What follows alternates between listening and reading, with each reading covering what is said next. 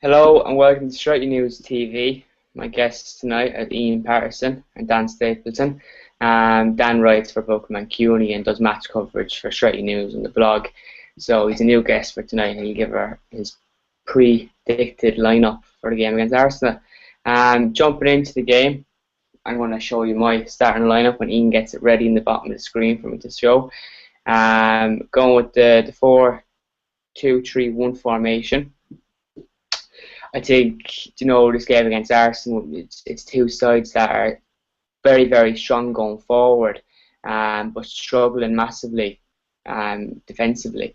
Obviously, going forward, Arsenal have a terrific player in form in Sanchez, and we'll be expecting the same thing out of Di Maria, who's took his foot off the gas a small bit lately.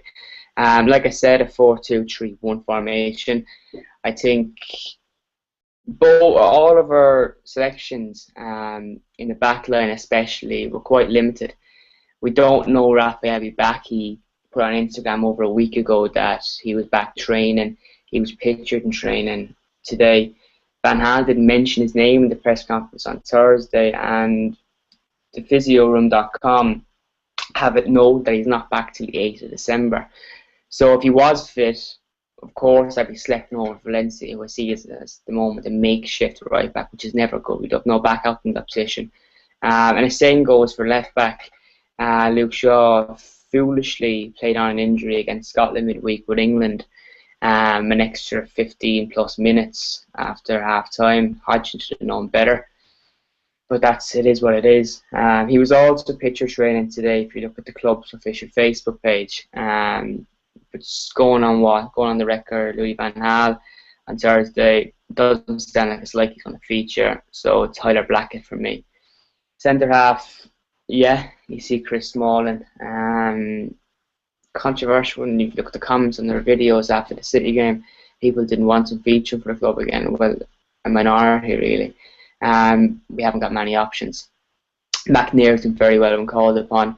Of course, he was at fault for Aguero's goal, but you don't improve unless you make small mistakes like that, and hopefully he can get beyond that. He's done some terrific things at centre half since he's been called upon this season. In the centre, I haven't gone with Fellaini, and the reason we haven't, because I think Carrick can control the game, and in Herrera I just want a bit more pace in this fixture. We need to be firing all cylinders up top. Carrick, of course, will come that bit deeper to offer support for the back four when necessary. But I just think with Fellaini's lack of pace and Herrera's urgency, I think that could really help the boys going forward. If they get, I suppose, a balance in who's dropping deep and who's moving forward. Bit of a no-brainer up top. Attacking threat these players pose. Di Maria will need one form. His calls lately to play more centrally.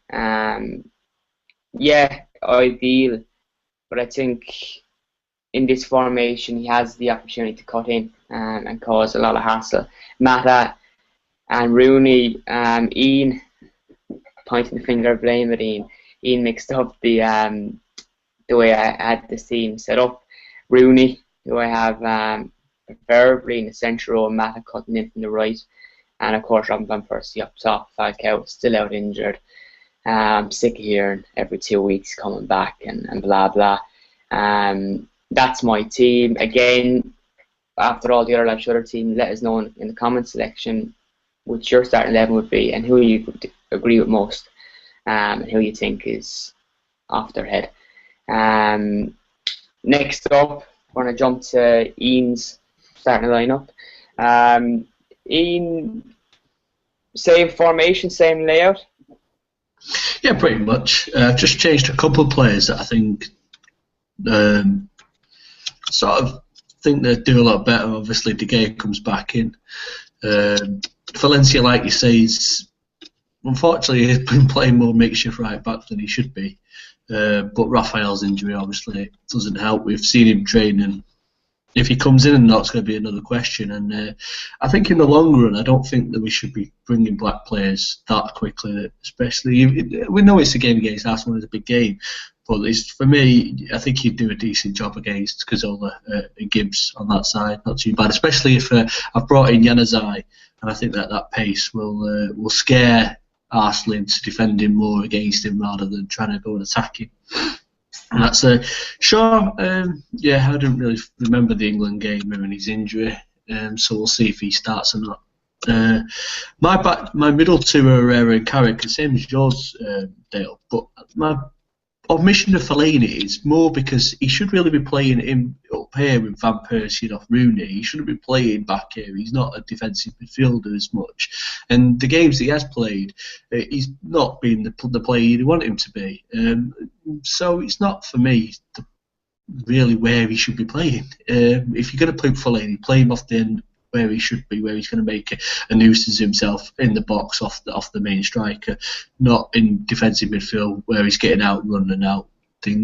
I like the idea of bringing Herrera back for this game, into this game as well. He showed in pre-season quite a number of his tackles, especially against Liverpool in the final game, that he could really put in a tackle, and I really hope that he can keep Flamini and Ramsey in his back pocket here, almost. I'm afraid to take a booking though. No, he won't be afraid to take a booking, and I think in some of these games, I think if we got referee, I think is it Phil Dowd that's refereeing. It could be, it may be costly if he goes a bit gets a bit overheated, but hopefully not. Hopefully we'll see him spread the ball around and do his best, sort of like, I think we've had glimpses of him, but for him to actually come out and play his best, I think he's got to get him to a run of games and stuff. Carrick, for me, is a no-brainer. I said last time we did the tactics for the Everton match, I can't remember, this last one we did, I said about Carrick's balls into the front line and into Rooney, into Van Persie, and I think that, yeah, again, he's got to bring those key balls in. I also think that, like you say, he covers back in that back four quite well.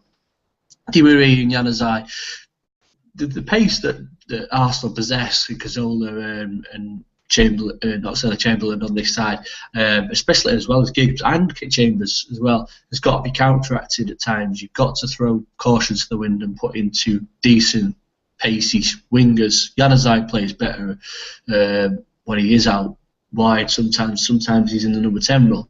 But I think if we can actually get him to attack those two, and they don't sort of fluster him too much, then and a lot with another winger behind him, they could be really quite poignant down that side. Di Maria, I think his last time out, he was a bit hit and miss, and a lot of Reds were going, "Oh, has he got off the boil now?"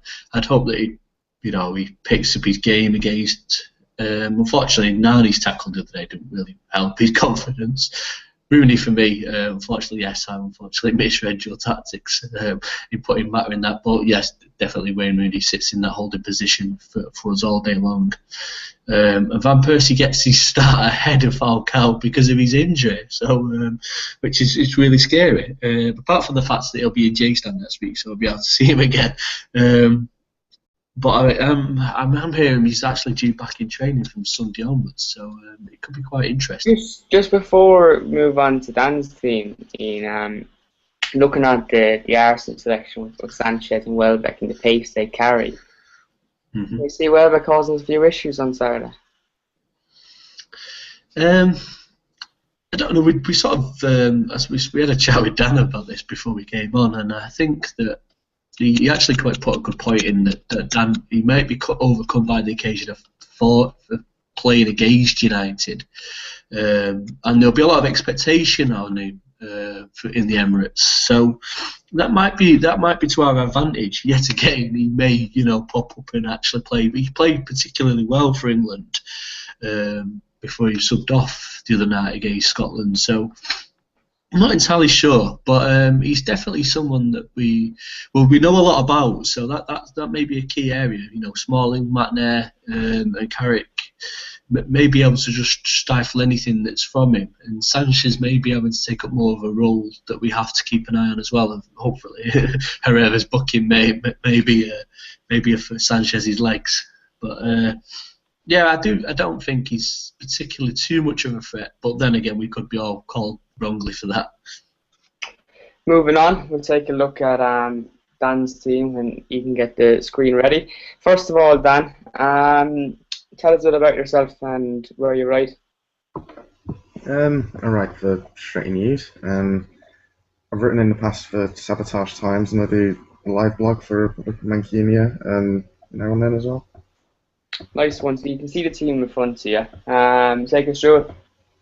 De Gea obviously is a no-brainer as long as he's fit, which presumably he will be. I've got Raphael at right back mainly because I'm hopeful that he'll be fit more than anything. Because I mean, with the injuries we've already got at the back, I don't want to see Antonio Valencia at right back being exposed by players like Welbeck, Sanchez. I mean, the front four that Ian's put out there for Arsenal is just, I mean, they can sort of all interchange into different positions, and I think that Valencia will find it tough if he's up against any of those four. So, yeah, I'm really hopeful that Raphael will be back. I've got Blackett at left back because, well, presumably Shaw isn't going to be fit.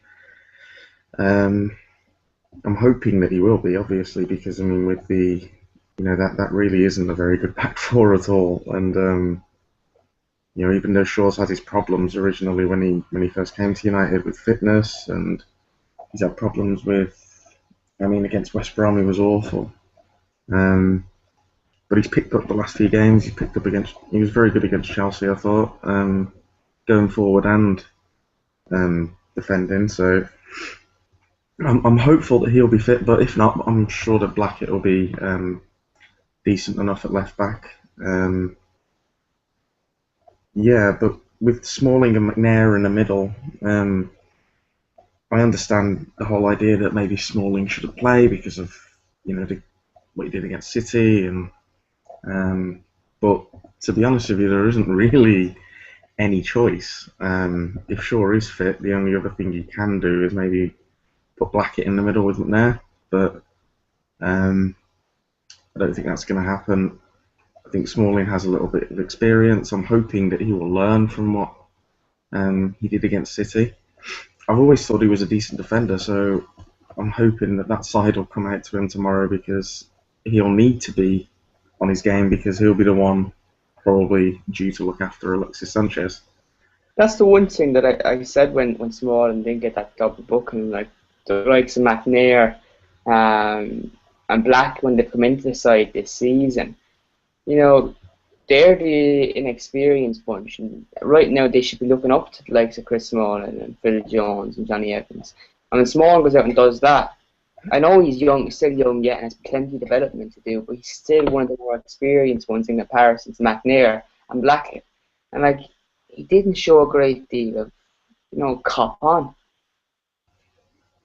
Yeah, it's weird. Yeah, like you say, like when McNair and Blackett have come in, they've just looked pretty much as, they've looked as good as Smalling. And I think I said after the Leicester game, I think I wrote in the post-match thing that, Smalling and Blackett are probably not going to be anything other than sort of mediocre backup players, really, for United, because I just can't see them ever being in the first team fold, or even, even third choice, because technically, if you look down the line, Smalling is probably the fourth choice centre-back behind Jones, Evans and Rojo. So, Smalling just, I did like him for a while. When he first came to United, was it about three years ago? The first couple of seasons I thought he was impressive, and then as soon as Sir Alex went out the door, I thought that he was really bad at times last season. I think it might be in part because he was played at right back a lot by Moyes. But that said, when he did step into the centre, he was just off. And it's like he reverted back to... I remember when we signed him, I think that we'd done like a deal in January, and he was supposed to be coming in the summer or something like that. And I was always looking out for him when he was at Fulham, and I remember him giving away a penalty that he really didn't have to at one point, and I just feel like he's just reverted. He hasn't progressed in the slightest, I think. Um, he's just gone backwards in the last year or so. Um, Yeah, absolutely. Hard to disagree. But in terms of the midfield you went for, you're the only one that's went for Fellaini. yeah, I think he's just he offers something. I suppose he's more robust than Carrick. I don't particularly think that Arsenal's midfield um, is the strongest themselves. I mean, uh, presumably Ramsey's going to be fit. I'm a really big fan of Ramsey, but I think when he's got Flamini next to him, I don't think that that's a very strong centre midfield at all. And I think that um, I'd like to have Fellaini and Herrera in the team, but I can also see the idea of putting Carrick in there as well. And I'm wondering whether we might put the three in midfield, maybe go for Carrick, Herrera, and Fellaini, and then 4-3-3. yeah. So and just have Carrick probably as the sitter where Blink would normally play this If you season. were to play a 4-3-3, out of the kind of four you have from a 3-1 up top, who would you take out? Januzaj? Yeah, probably. I think he's the natural one to take out. Unless he was to play Di Maria and Januzaj in the wings and then play Rooney up front on his own, because Van Persie hasn't been playing very well recently. I think that Rooney, it's difficult to drop Rooney. I mean, for all his faults and for all of, him being a massive traitor or whatever in the past, there is something endearing about him, and I don't think I'll be able to drop him on form at the moment because I really like Mata, but I don't think I'll be able to drop Rooney for him at the moment or Carrick. The reality of it, when Wayne Rooney's in form and he's free scoring, he could single-handedly take us in the top four himself. Right now, Van Persie's well off form. He's a bit of a passenger, in my opinion.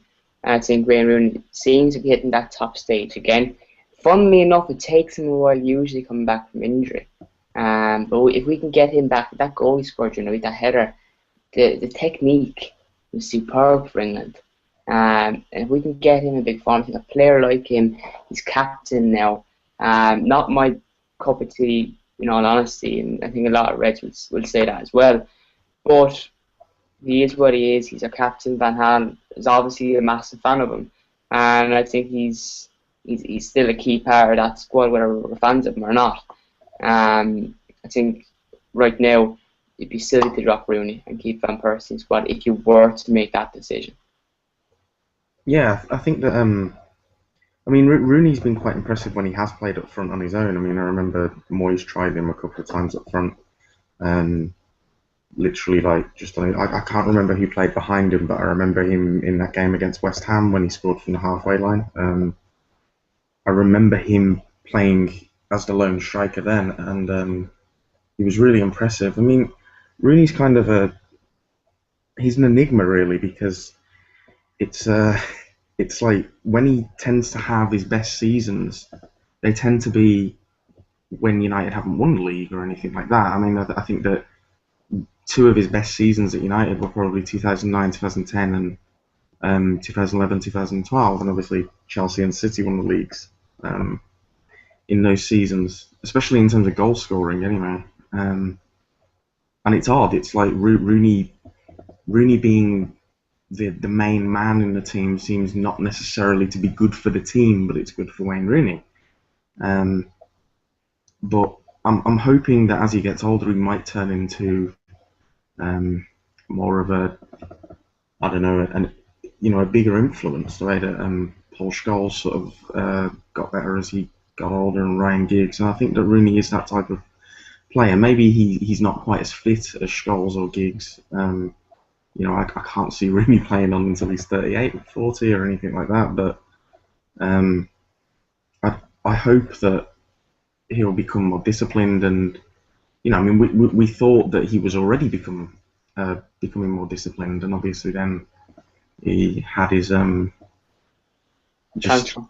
yeah when he got sent off against West Ham, it just we thought he was over that stage, and obviously he's still got that petulance to his game. That was ridiculous. Yeah, But the upcoming games, you know, and the most disappointing thing about that for me was, as a big fan of Juan Mata, he didn't take his opportunity in those 3 games. yeah, I remember thinking at the time that it might be a blessing in disguise when Rooney got the red card, because I thought, well, if he's suspended for the next 3 games, Mata's got 3 big games, well, 2 big games in the Chelsea City game, and then so I really hoped that Mata would take a chance, but he didn't seem interested. I mean, since he's been at United, Mata's. I mean, he's done well in terms of assists. He's done well in terms of goals, but he's just not being like the kind of player who just influences the entire team. He's just been there maybe to catch a goal against, I don't know, Norwich last season. I remember him getting the 3rd or 4th goal when Giggs was manager, and I also remember that I think it was against QPR this season he got 4th. So Mata seems to not really get many important goals. He seems to just get goals, and I don't think that's necessarily enough. Yeah, it's a valid point. Thanks for joining us, Dan. Same goes to Ian. We're going to wrap it up now, and I suppose, like I said in the comment section, let us know what you think of our starting lineups, thoughts on yours, and just all around interaction down there. Make sure you like and subscribe as well. New design rolling out on the blog tonight, approximately midnight, if not early in the morning. So give that a look, and some feedback would be very much appreciated. Just like to say thanks to Ian. And thanks to Dan. I know it's getting late, but just a big thanks to the 2 lads. Make sure you follow them on Twitter. Dan, what's your handle? It's Dan Stapleton 89. Ian? Mine is Ian Patterson MU. Ours is at Stretty News. So we'll see you for a review of the game Sunday night, if not Saturday. Stay tuned on Twitter for more updates, and we'll see you soon.